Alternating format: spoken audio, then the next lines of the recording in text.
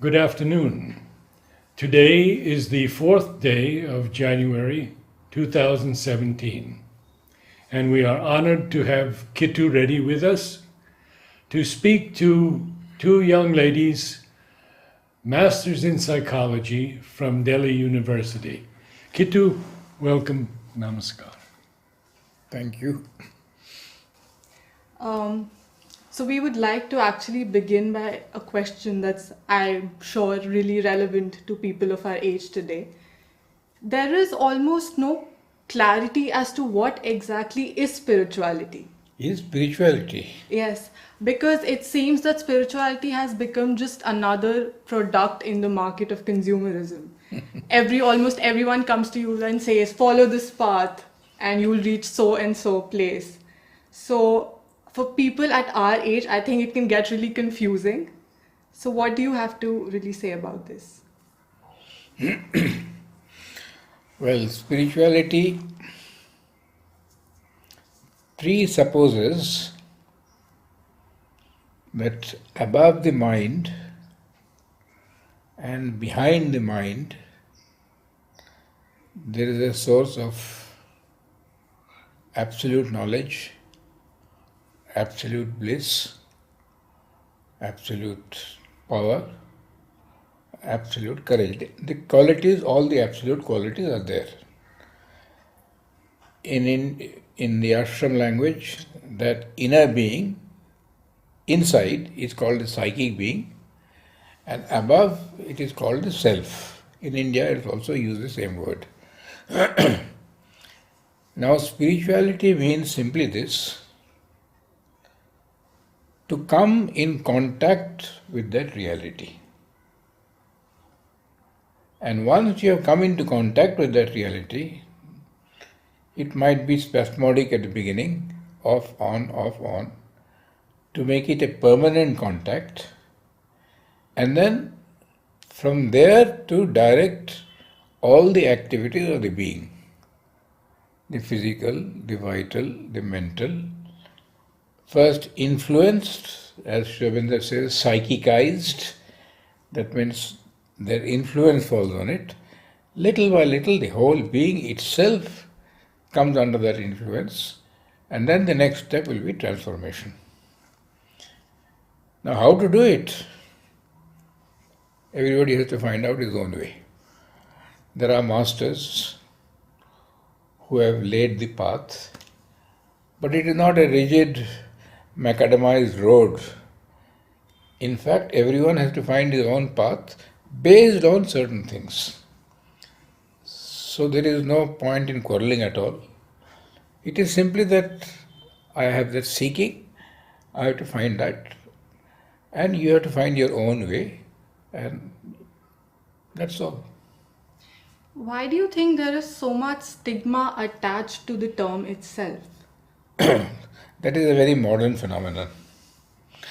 See, by the very fact that we have used this word secularism, I think we have done a lot of harm. Right? If you practice secularism in the ashram, Aurobindo is finished. Right? So we cannot have that kind of secularism. Secularism should mean respect for every method by which you will come in contact with the spirit, but not eliminating religion and spirituality from life. And this has a historical background. In Europe, at a certain stage, when the church overruled everything, and the church did not represent at that time the higher movement, so there was a revolt against the church. So they put the church out. Pushing the church out means pushing religion out. In India, it has never happened, because we have allowed every approach, every thought process, and in Indian philosophy, there are 6 philosophies. One of them denies the existence of God, the Charvaka philosophy. And yet it is part of Indian philosophy. Right? So spirituality simply means coming in contact with that inmost thing, and it is there in the heart of every being, in fact in the heart of everything. On matter and all that it is a little more difficult, but in every human being it is definitely there, including the worst criminal. but it is in seed. Now, it is like a matchstick at the light at the end of the matchstick.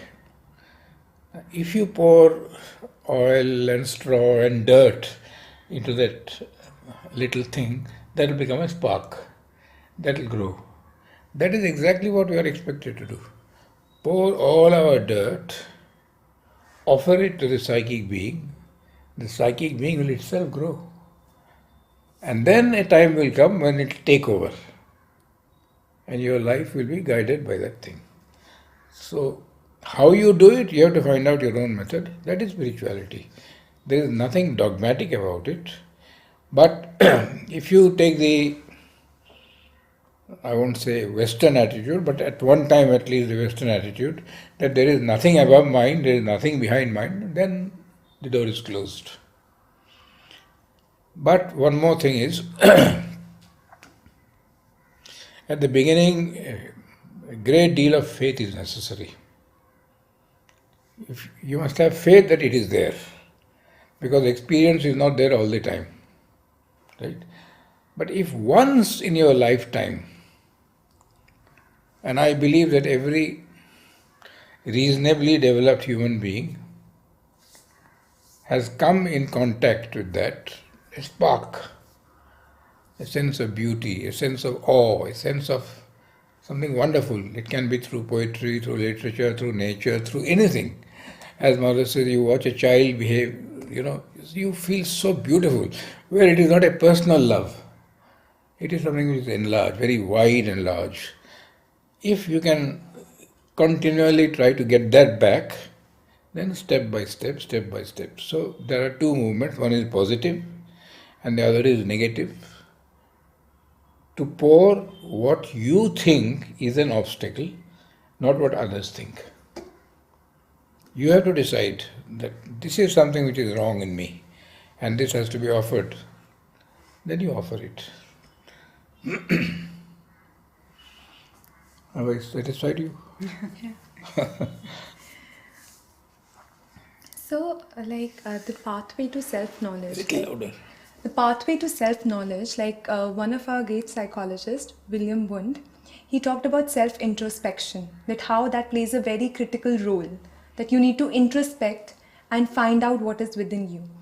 But when we share in our close circles about self-introspection, many people frown upon the idea of critically thinking about themselves because they think that is the sure doorway to depression and disorders. So how do you look into it? You see, there is only one aspect.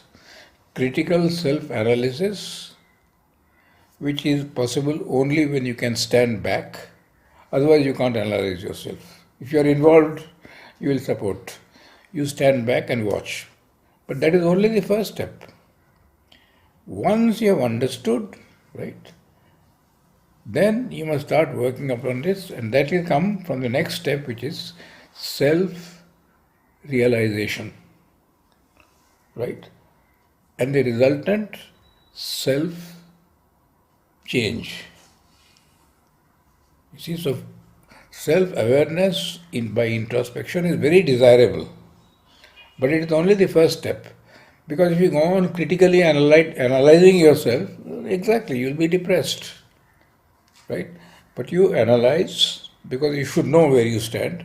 You see, when you're learning a game, if you think I'm the greatest player in the world, there is no hope. You have to admit that there are shortcomings here. I have to continually improve. So you have to watch yourself. A player watches his video, where he can objectively see what he is doing and to make the necessary corrections. You watch yourself as if in a video, as if you are watching somebody else. Then say that this needs to be corrected. And this cannot be corrected by merely criticizing. A critical analysis is only the first step.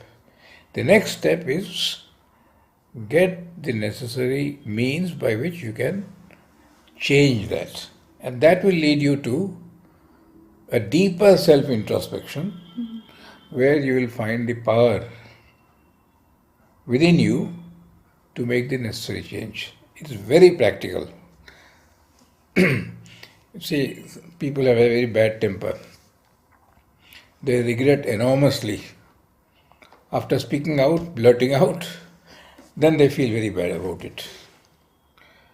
So, I don't want to give names, neither the position, but very important people who loved me and trusted me. They asked me, I said, look, there is a moment when you know that you are getting angry, you're getting worked up. And in the typical army fashion, you bloody fool, you bastard, they don't care at all, right? So I said, as soon as you are feeling that, first thing, go to the bathroom, cool off for some time, and then put some cold water on your head. You see, now they're standing back. That 2 minutes or 3 minutes, see, nobody will stop you from going to the bathroom. So I said, go to the bathroom, cool off. Might be what you are saying is right, but the way you are saying it is not right. Come back and restate the whole thing firmly, quietly. See, this is the first, most outward form. Then you will see anger is rising. Before it comes up, push it. See, I have told, I don't want to give names. See, the sex desire for young men, it comes like anything, right? You stand back. And then see how trivial it is, how foolish it is, right? Especially having sex with somebody whom you don't know. Now, if it is a partnership, if there is an agreement, I have no problem at all, because it is not a moral question. But if you want to have control over yourself, you must stand back and be able to watch it coming. That is why one of the most important steps in any progress is stand back and watch yourself as if you are watching a third person. There is no other way. Because if you get involved, finished. You are at the mercy of that force. And this is practice. There are a series of exercises which Mother has given and which are very simple to practice. Every day, half an hour, 15 minutes in the morning, 15 minutes at night. Watch yourself. At night, before going to bed, it will be a most desirable thing if you stand back and watch yourself. All that happened throughout the day. And when I say happened, not physically only, even mentally, psychologically. I felt very jealous today. I felt this, all these movements, note them down as if it is a third person. By the very fact that you have noted them down, within 1 month you will see that it softens. It won't disappear because it is change of nature, but it softens and you feel ashamed of yourself. See, that is the only way. But so talking about, while it seems that it will be very useful to just sit back and maybe at the end of each day. Not whole day sit back. At the end of each. At the end of the day or now and then, make it as frequent as possible without interfering in your work. Yeah, while it definitely sounds useful, I just feel that sometimes what happens is that sort of self-reflection can also be a little threatening for some people because a lot of things come up. Because usually we are in the habit I didn't get this question. Self-introspection by you is threatening to her. No, for myself. Like if I feel that, okay, in this particular situation, I was jealous. Usually we're in the habit of blaming another person for our reactions. And suddenly I realized that, okay, no, I was jealous because it was basically just coming out to me and the other person wasn't responsible. So how do you deal with that sort of anxiety and discomfort? The first step is that you are responsible for everything that happens in your life. Don't blame anybody else. And I am telling you from practical experience. I'll give you an example with my own life, but this is between the two of us. God knows what. Anyway, it's all right. See, once in the school, I was 17, 18 years old, no, even less. We had our classes, all 4 periods in the same room. So first period, second period is over. Third period is time for break, for soup, and this 15 minutes, 20 minutes, right? So I left all my books there. When I came back after soup, everything had disappeared. No books, no notebooks. Now certainly I don't think that I was responsible for it. So I went to the headmaster, Shishidda, and told him, he said, I can't help you. You go and speak to mother, whatever she says, I will do. So in the evening I went to the mother and told her, mother, this is what has happened. She said, I'm sorry, there is something wrong with your consciousness. Good Lord. I must tell you that I didn't like it at all. But then she is mother, so I kept quiet. So anyway, I sat down, introspected. I couldn't find anything wrong in my consciousness, very honestly. Next day in the afternoon, all the books came back to Shishidda, to the headmaster. He called me and said, here are your books. So 24 hours or say 30 hours. Then I went and told mother that this is what has happened. Mother said, good, you have come back into the right consciousness. Now, very honestly, despite all my respect for the mother, I couldn't understand what I had done. But evidently she has done it. Right? And this I can tell you that everything that happens to me, I am driving on the left side of the road correctly, somebody comes from the other side and bangs me, and mother says it is your fault. Because we carry in our consciousness an aura, a vibration. That aura and that vibration invites certain types of forces. And if you can keep that always in the right atmosphere, you will be protected from everything. Now this is a language which, if I tell anybody, they will laugh, right? So this is exactly what the mother says. And I have seen this happening to so many people. Broke their hand, put plaster, they went to mother expecting some sympathy. Mother says, you are lucky that you broke only one hand. The state of consciousness in which you are, you have to work on that, right? So no sympathy at all. No, not sympathy, there was a very deep sympathy, but to cure the problem at its root, not at on the surface. Since we are talking about self-reflection and self-introspection, in our education system, there doesn't really seem to be much emphasis on it. And not just that, when we're talking about the education system now, it seems to foster the idea of competition rather than collaboration. The Darwinian theory of the survival of the fittest. People seem to relate to it more That than... is not only an education problem, that's a social problem. And because of this society which is competitive by nature, right? One job, 200 applicants. You have to reach there somehow, right?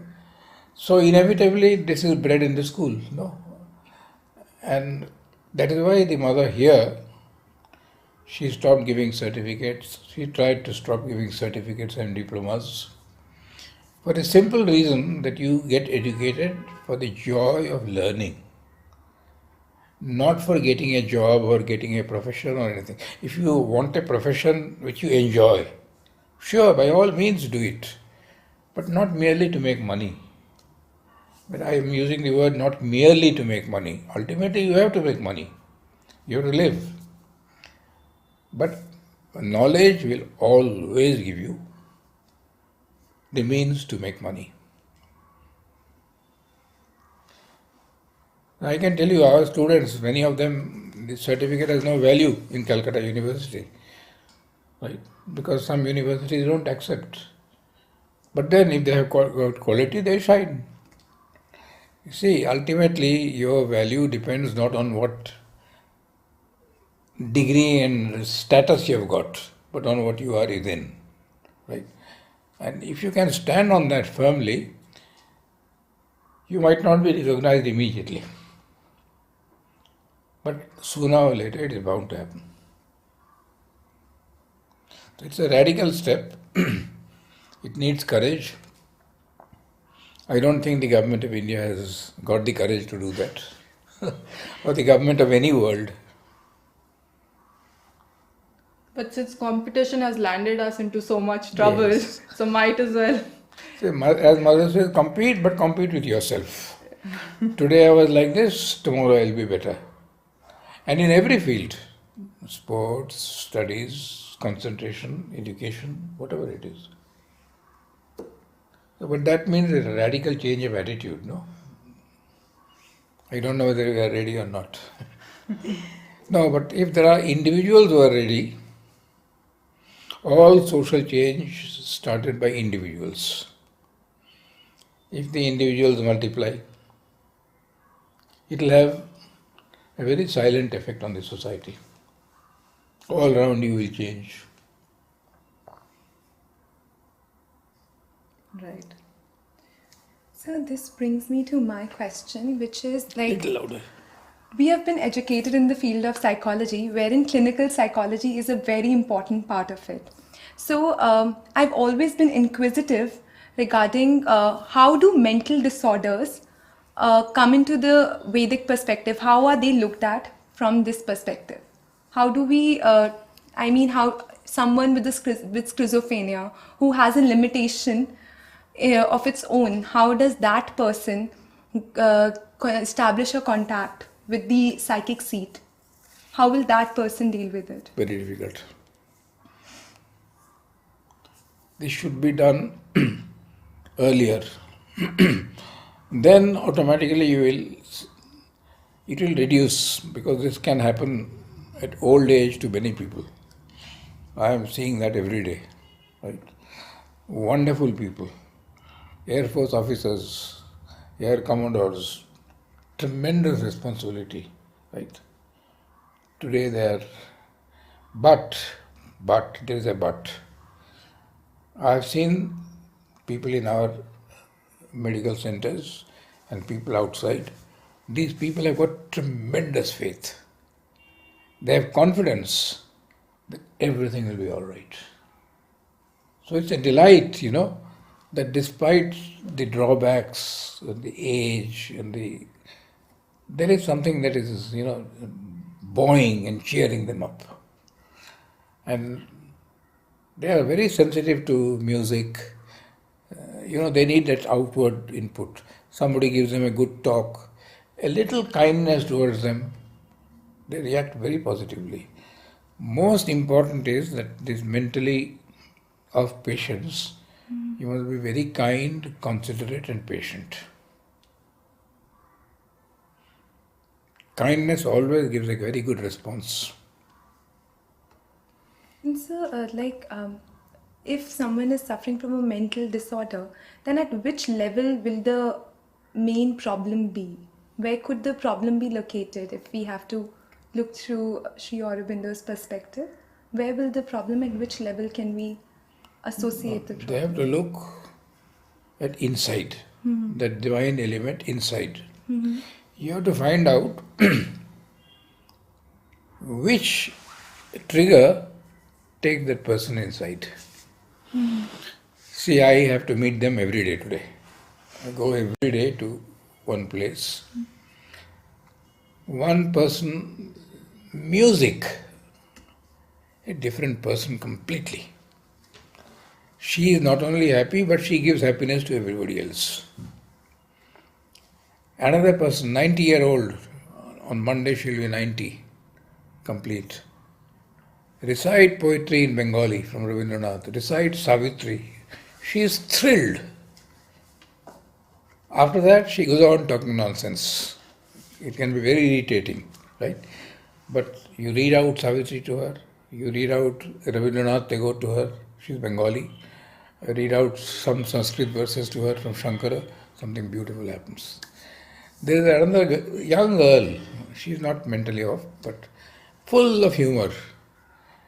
She will cut jokes and make the whole atmosphere so light. So for each one you have to, but always kindness, kindness, kindness. And not kindness only inside.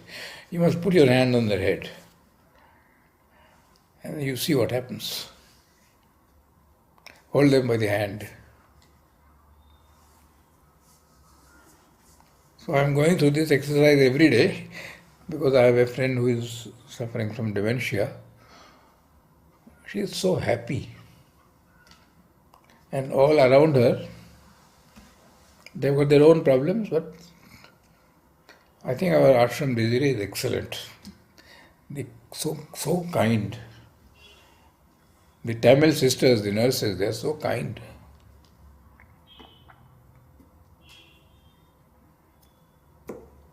Since we are talking about value like kindness, it takes me back to my earlier question regarding competition versus collaboration.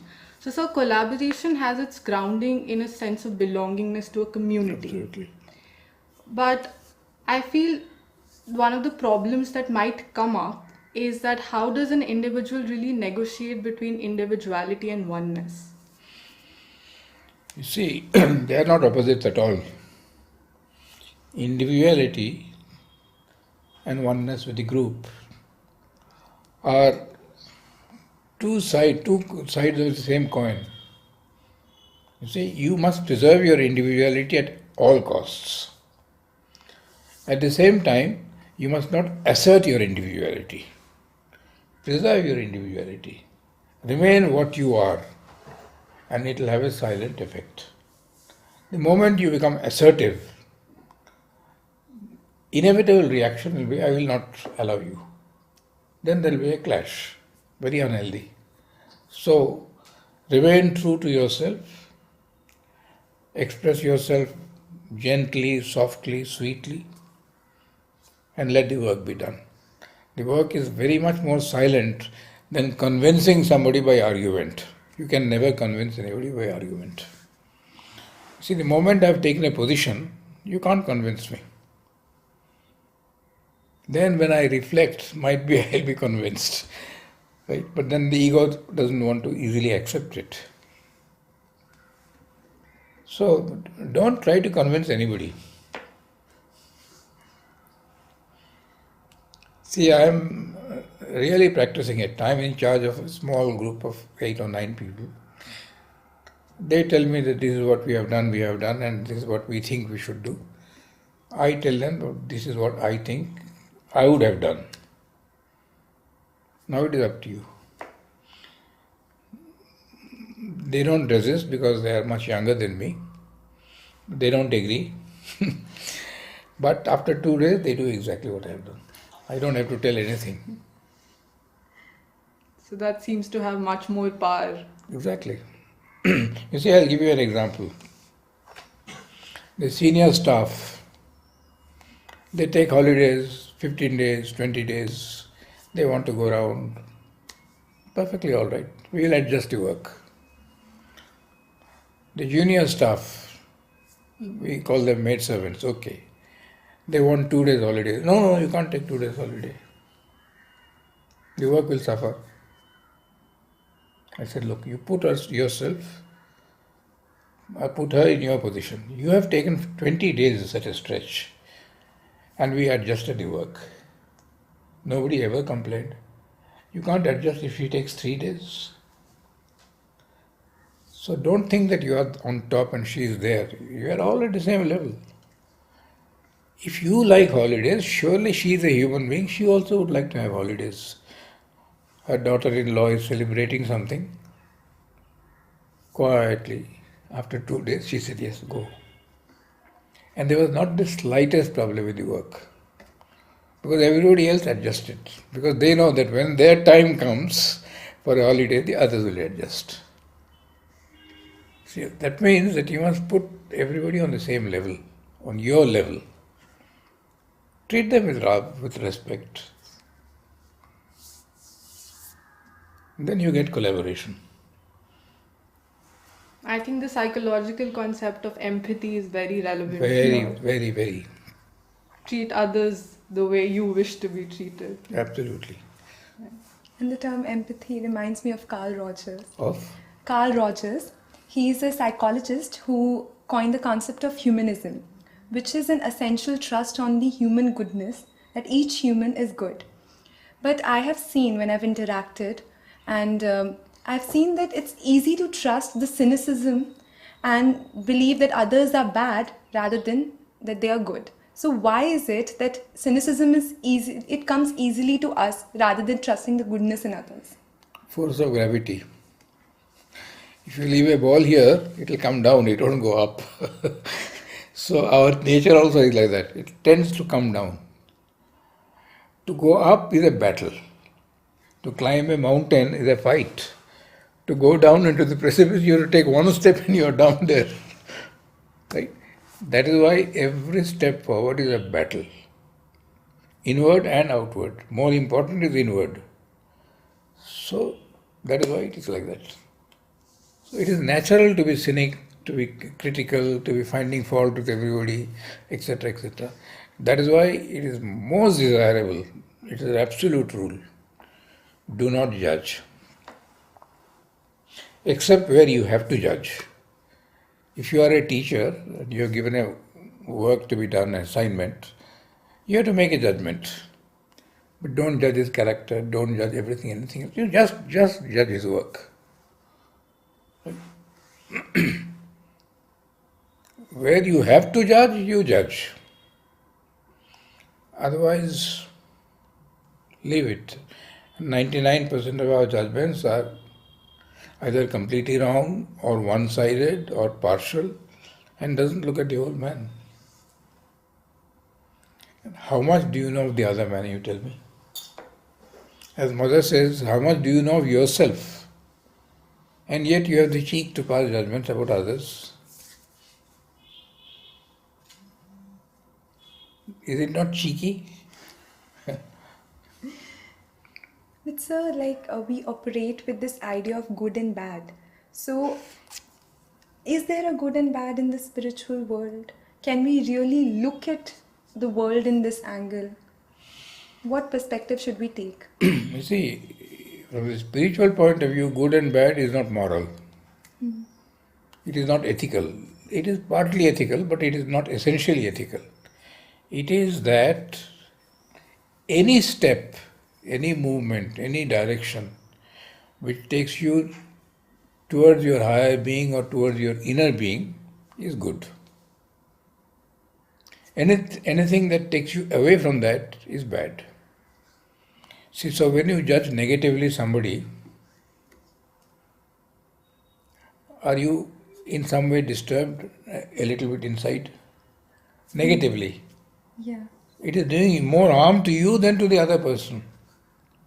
If the other person is strong, he can say, you can go to hell, I don't care for what you think. So you see, it is best, always good simply means that which takes you towards your spiritual center.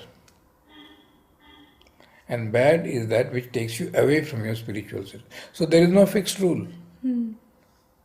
What is good for you is not good for me. What is good for you today is not good for you tomorrow. So it's pointless to actually judge others because we really don't know what their path no, is. this good-bad is a very moral concept which Mother says is the exact opposite of truth. It lands you straight into falsehood. He's got married twice, he's a bad man, oh God. Very much so in Indian society, no? Carrying forward on that point, recently our nation saw a lot of debates and discussions around the concept of tolerance. Of On the concept around tolerance. tolerance. Yes, but I feel that tolerance itself is a very narrow word. When you Tolerance is a sign of extreme arrogance. yeah. I am sitting up there and you fellow, stupid fellow down here, Yeah. I am tolerating you. Who are you to tolerate? It's a viewpoint. Yeah. It has got a right viewpoint probably. And from your angle it is probably absolutely right. So this tolerance is a completely wrong word. So how do we really move away from tolerance to acceptability? No, you should not worry about acceptability at all. You should do what you know is right. That will lead gradually to acceptability. Because the moment you are trying to be accepted, you will compromise. It is like winning an election. And politicians have to do it because they have to get into power. But you have to be true to yourself.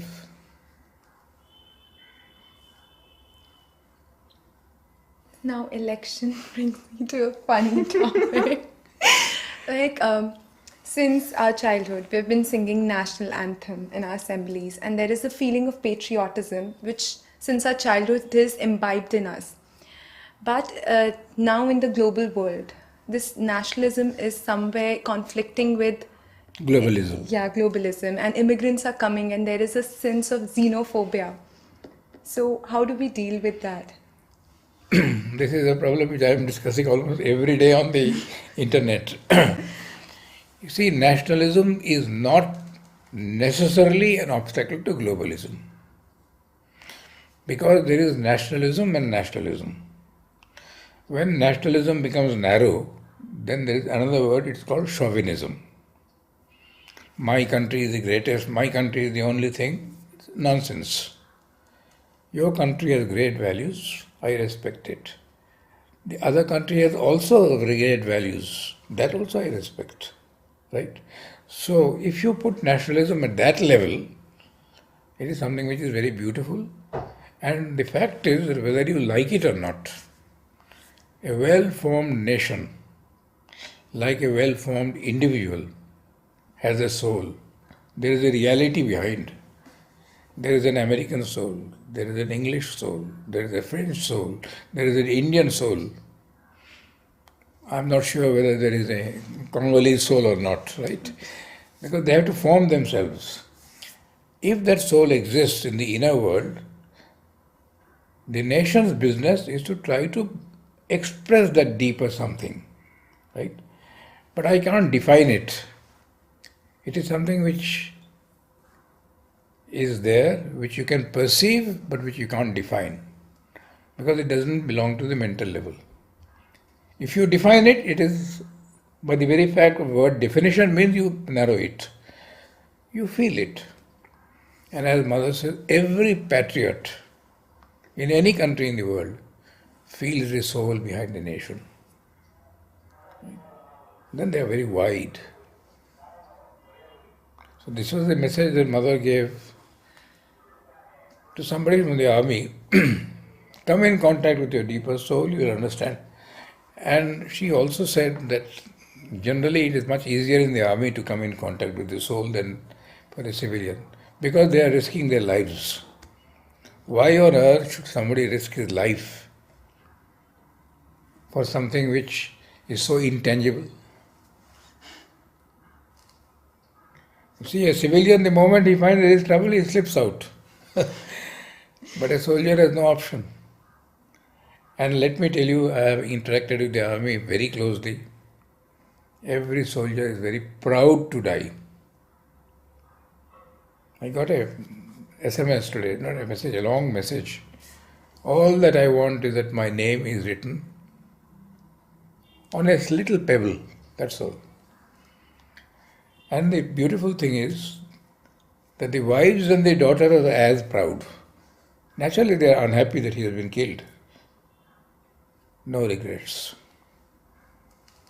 See, that is the culture of at least of the Indian Army.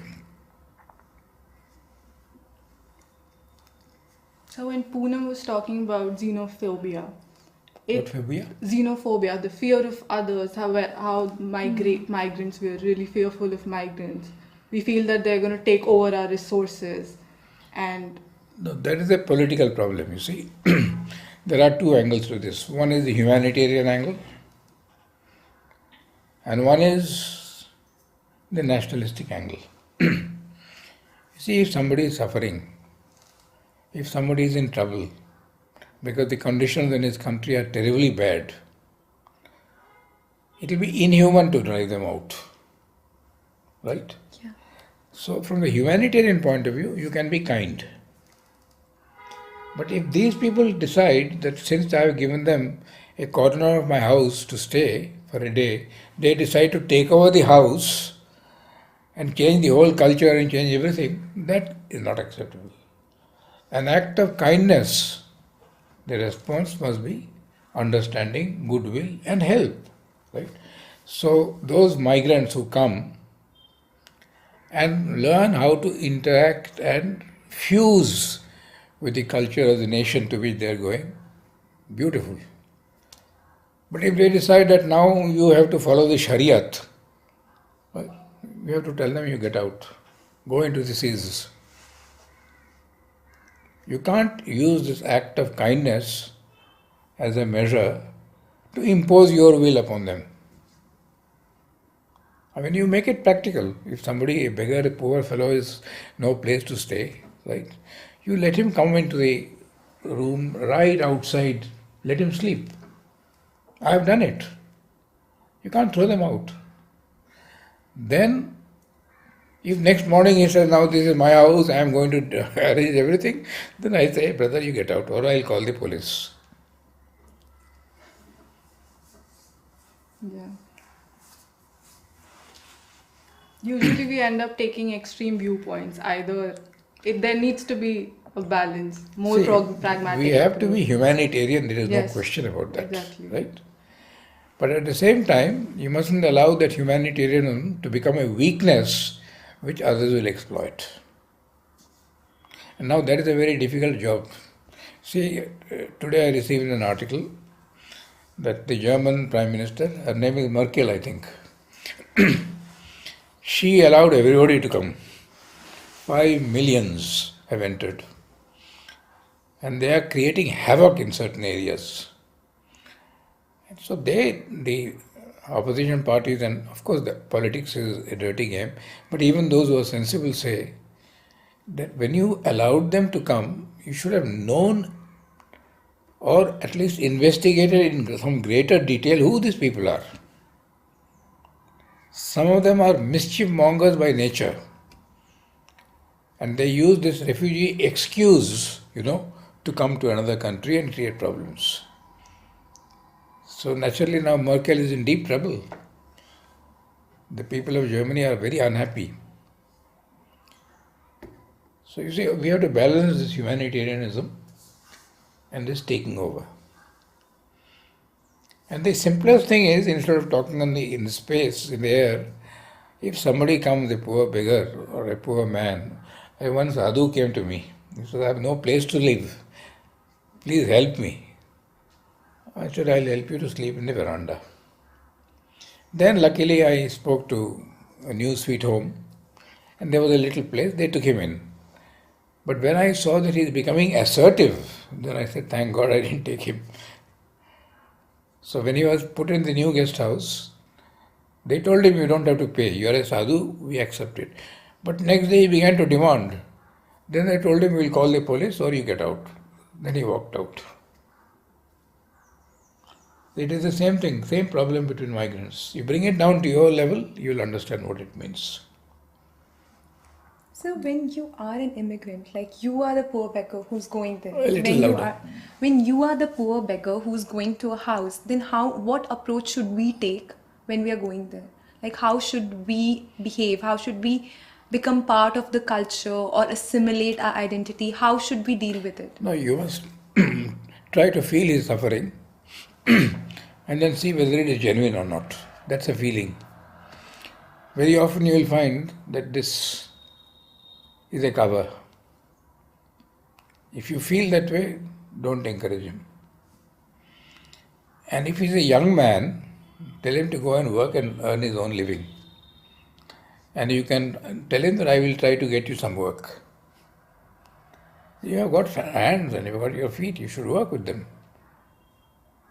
If I am entering into a new country, if I am the immigrant, I am the beggar who is Why have you knocking got on to the door. new country? Maybe if the trouble is there, like the home country isn't serving the needs that I have. Civil war is taking place, Yeah. let us say. Yes. So then, Well, you have to request the authorities of the country where you are going and give an assurance to them that I will return back as soon as things become stable and I will not exploit your country. They have been kind to you, no, by allowing them in their country. So you must be grateful to that. So a sense of gratitude and is needed when you're going there, and also this, that whenever the conditions are fine, going back to your hometown. Going back to your country, absolutely. Okay. Because you don't want to exploit, no? Yeah. Right. That way, the receiving country would also not feel threatened. Yes. These are all basic human values, you know. If you are not clever, it's very easy to understand them. But when the mind starts and the cleverness starts, as Mother says, all perversities begin with the human mind. The animal is not perverse at all. So, since we are a little short on time, I would like to digress a bit and ask you a question that's very relevant to people of our age.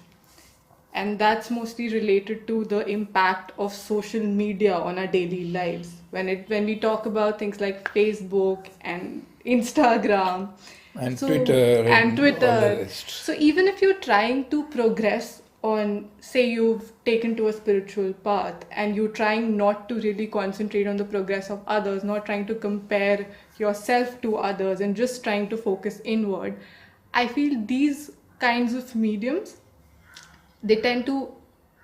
they act as an impediment to your personal growth. Keep off. Don't see Facebook. I have removed my name from Facebook. I've logged out for 1 month. And I don't feel... Twitter is very easy. I can put what I want, I can see what I want. But Facebook, whatever is there, you have to see, right? So whenever I get something beautiful, written by Aurobindo Mother or anybody in the world, which is interesting and enlightening, I post it on Twitter and LinkedIn. LinkedIn is a very gentlemanly and very respectful, right? And they take the greatest care to see that they keep a certain level and standard. But Facebook is a marketplace. So your advice would be to keep off. No, if you find that it is not helping you, keep off it. If you can stay detached from it, then you can be anywhere. Right. So since we are nearing the end of the session, 15 minutes more. yeah, there's a question. So, like, lot of elements are coexisting in this world these days, Inevitable. like physical barbarism, vital barbarism, and there are some people A who lot of elements are coexisting not only in this world, but in you and me. Yeah. Inside. So, in such a scenario, the dawn of new era, the spiritual age, that the life divine that we talk about, it seems too Very optimistic. distant. Yeah, and too very optimistic. distant. As Mother said, at the very best, 300 years, some impact. And as Aurobindo said, millenniums. You see, it is very good to have beautiful dreams, but one has to be realistic also. And when one is speaking on the world plane, the mass change, it will not come that easily. See, in the human cycle, in the last 2 chapters, the necessity of a spiritual change, conditions for the coming of a spiritual age, and the advent of the spiritual age is brutally realistic. I mean, it can hurt if you are a little careless. A spiritual ticket is a meaningless symbol unless it is lived from within.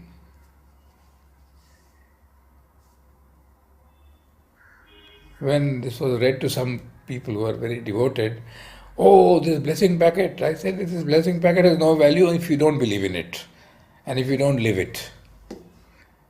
And Dr. Beast, he was very frank with the mother. Mother was giving blessing packets and flowers. He said, Mother, I'll take the flower, it is very beautiful, but what is the use of this blessing packet? Very blunt.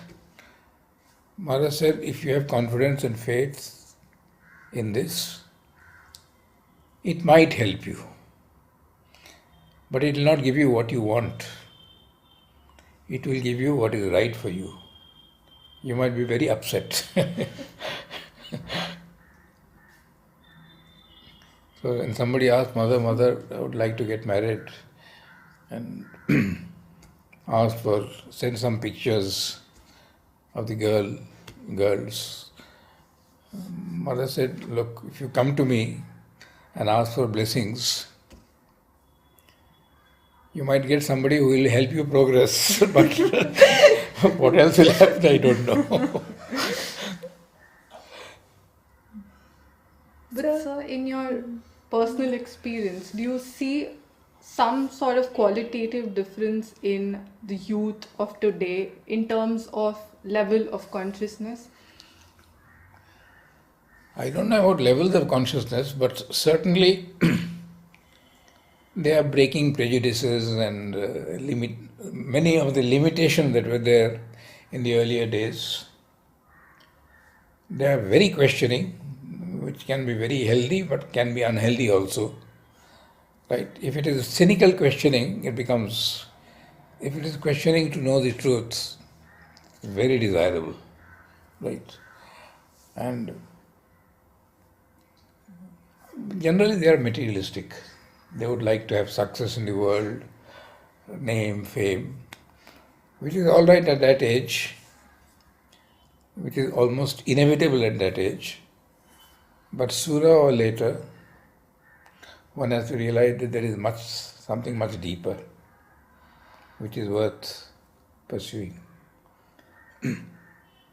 See, if one is sincerely seeking for happiness, one is bound to enter the spiritual path.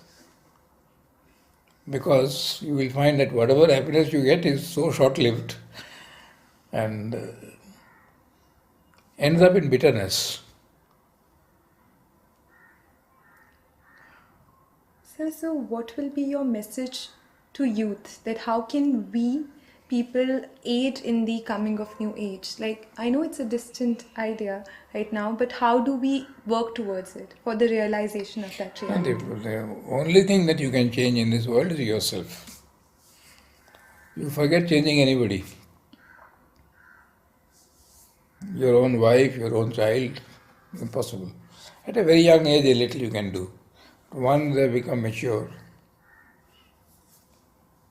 you have to change yourself, and that example may have an impact on other people. It's a ridiculous idea of trying to help the world.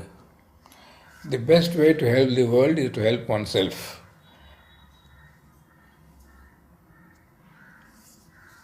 Thank you. Thank you, sir. No?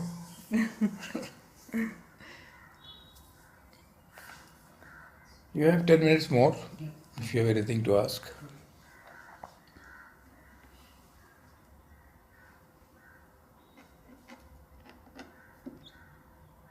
So, like the media, the impact of social media we have discussed, but I personally feel that media advertisements, they also sort of try to put us in a particular frame.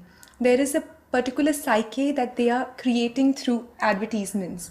So how do we deal with that? Like sometimes it creates a restlessness in you. You see a package is coming in where you can go to Holland, say, for a holiday, and you have this urge, oh, instead of meditating, let me go there. So how do we do that? You don't see. But at the same time, sir, I feel media can No. also be used as a tool for shaping, say, See, there are two aspects of media. There are certain things which are progressive, there are certain other things. But advertisement is aimed only at one thing, to sell oneself, to sell my product, right? And as Aurobindo says, advertisement and spirituality are totally contradictory, right? Advertisements are good for books and patent medicines. Somewhere is written. So never try to convince anybody about Sri Aurobindo. If you are convinced, good enough. If you can live it, better. And the mother was severe one day in the class. She told somebody, everybody should know about Sri Aurobindo. Mother said, what? You are a propagandist? Let people come to Sri Aurobindo. Then when they ask, then you give them. But they have to find out for themselves. So you have come to Sri Aurobindo now.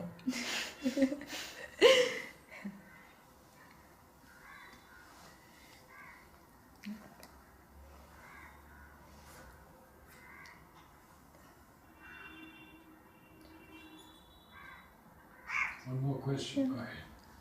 So, like, how just like since we are somewhere, the psychic portion is somewhere emerging in us. So, how does Emerging or not, I don't know. Psychic portion is there within you. yeah? Emergence will depend on whether you pour the dirt into that thing.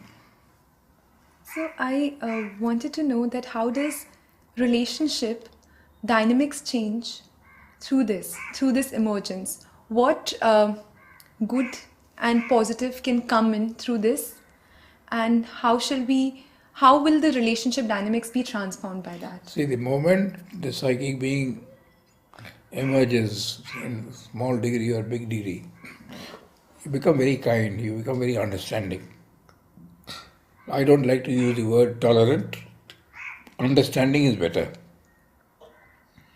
And when you find that someone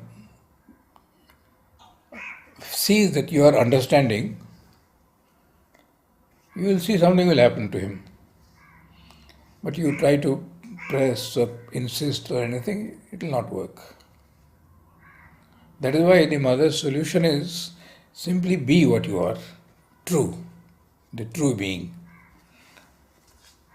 That will do the work. Because ultimately it is your vibration, your atmosphere, your aura, your consciousness, and not the words. The words may be a tool which brings you to that consciousness. Word, nothing happens. See, when a mother used to take classes on Wednesday, it was full in the playground. There were people who didn't know English, who didn't know French. What the hell are they doing there? So I asked them what they are doing. They said, we don't need to know. She is there, I am here, I feel her. That's enough. Right? So they feel her. So how do we really bring about or inculcate that authenticity or genuineness, that congruency between what you're thinking, what you're speaking, and how you finally You have act to do it out? yourself, within yourself. You can't do it for others. You have to be that. Ultimately, what you think, what you feel, what you say, and what you do must be the same. But sir, Or don't say. so certain negative things come in, like they are not yours. Like there are some thoughts which probably you would not entertain, but they are there. So in that case, Always, shall they we will be there bring right till the end, till the last day. shall we bring them into expression, into our actions, or Never. Never give them a field of expression. Keep them out. The moment you give them a field of expression, it gets stronger. So there are many people, they have told mother, I have a very strong sex desire, can I fulfill it once? Now, it depends on the case, but sometimes she says if you do it once, you will see that you want to do it again and again. If you can fight it out, it might disappear from you. And there was one man who loved food, he is dead. He told me that at that time we used to eat nowhere except in dining room. And this new hotel which Goel had created, or whatever its name, I've forgotten, right? Goel's guest house. He wanted to go there and eat meat. And meat and fish were not there in the ashram at all, neither at home. So he went and asked Mother. Mother said, try to keep it away. 1 week, 2 weeks, 3 weeks. Again and asked, again and asked. Mother said, my child, you go. Go and have it once. But I hope it doesn't repeat itself. Let us see what you do. He went, had it once. Then the urge came up much stronger and wanted more and more, wanted more and more. So it all depends. You see, so desire is a very strange thing. If you feed desire, desire builds up. But for some people, one satisfaction of desire it is over. They say there is nothing in it. They've experienced the real thing. But that depends on the person. So that somebody has to judge. When mother was there, it was very easy. Now you have to find the mother within you and make the decision.